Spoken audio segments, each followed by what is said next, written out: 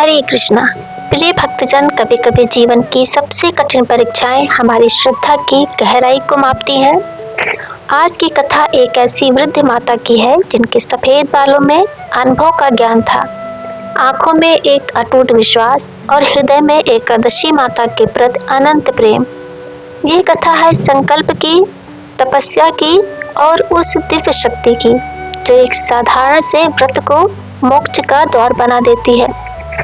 जब शरीर निर्बल हो, मन चंचल हो और परिस्थितियां प्रतिकूल हो, तब भी अटक रहकर भक्ति करना यही तो है एकादशी का सच्चा सार। तो चलिए सुनते हैं उस बूढ़ी माँ की कहानी जिसने अपनी लघु सी साधना से भगवान विष्णु के हृदय तक का रास्ता बना लिया।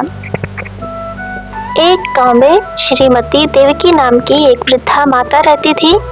वे बड़े ही नियम और भक्ति से हर एकादशी का व्रत रखती थी। उनका विश्वास था कि एकादशी का व्रत साक्षात भगवान विष्णु को प्रसन्न करने वाला और सभी संकटों को दूर करने वाला होता है। एक बार माघ महीने की जया एकादशी आई। गर्मी का मौसम था, सूरज तप रहा था, लेकिन देवकी माता ने अपनी नियमानुसार उपवास रखा। सुबह स्नान करके उन्होंने भगवान विष्णु का पूजन किया और संकल्प लिया कि आज ना तो अन्न ग्रहण करेंगी, ना ही जल की एक बूंद पिएंगी। दिन ढलते ढलते उनकी प्यास असहनीय हो गई। गले में सूखापन, होंठ फटने लगे, शरीर कमजोर हो रहा था। परिवार वालों ने कहा, माता जी आप बूढ़े हो, इतना कठोर व्रत ना रखें, थोड़ा जल तो पी लें। पर देवकी माता ने दृढ़ता से कहा, नहीं, जब तक कल सूर्योदय नहीं हो जाता और पूजन कर द्वादशी का पारण नहीं कर लेती, तब तक मैं अन्न जल कुछ भी ग्रहण नहीं करूंगी। रात को जब प्यास और बेचैनी बहुत बढ़ गई तो उन्होंने एक तरकीब सोची। वो घर के बाहर के तालाब में उतर गई और पानी में बैठकर हाथ मुंह धोने लगी। सिर पर पानी डाला, मुंह पर छींटे मारे, पर पिया कुछ भी नहीं। बस शरीर को ठंडक मिल जाए इसलिए ऐसा किया। कई बार पानी की लहरें उनके ओठों तक आई, पर उन्होंने अपना संयम नहीं छोड़ा। रात्रि के दूसरे पहर में एकादशी माता ने उनकी परीक्षा लेने का निश्चय किया। वह एक मुर्गे का रूप धारण करके जोर से बांग देने लगी। आवाज सुनकर देवकी माता चौंक कर उठ बैठी। उन्होंने आसमान की ओर देखा। अभी तो रात ही थी, सुबह का कोई नामो निशान नहीं था। वह समझ गई कि ये कोई दैवीय परीक्षा है। उन्होंने मन ही मन एकादशी माता से प्रार्थना की, हे माता, मैंने आपका व्रत रखा है, आप ही मेरी लाज रखना।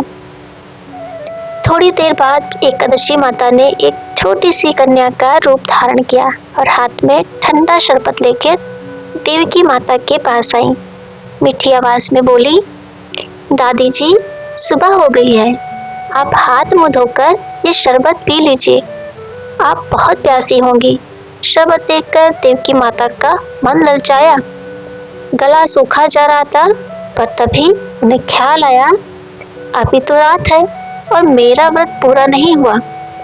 उन्होंने कन्या से कहा, बेटा, मैं तो एकादशी का व्रत कर रही हूँ, कल सुबह ही पारण करूंगी, तू जा ये शरबत किसी और को दे दे। इसके बाद जब वो चारपाई पर लेटी तो उन्हें स्वप्न आया, मानो वो एक गहरे कुएं में गिर गई हो और चारों ओर ठंडा पानी भरा हो। नींद में भी उनके मन ने संयम नहीं छोड़ा। वह पानी में हाथ पैर मार रही थी, पर मुंह बंद किए हुए थी ताकि पानी अंदर न जाए। सवेरे होने से कुछ पहले एकादशी माता ने एक अंतिम परीक्षा ली। उन्होंने स्वयं को तेज धूप के रूप में प्रकट किया। देवकी माता को लगने लगा मानो उनके शरीर के चारों ओर आग सी लपटें उठ रही हों। पसीने से उनके वस्त्र भीग गए, पर उन्होंने हार नहीं मानी। वह जप करती रही, हे एकादशी माता, हे नारायण, मैं आपकी शरण में हूँ। आखिरकार सुबह हुई। देवकी माता ने स्नान करके भगवान विष्णु का पूजन किया, ब्राह्मणों को दान दक्षिणा दी, एकादशी की कथा सुनी और फिर जल ग्रहण करके व्रत का पारण किया। उस दिन के बाद से उनके जीवन में चमत्कार होने लगे। उनका बुढ़ापा जैसे ठहर गया, शरीर में नई स्फूर्ति आ गई।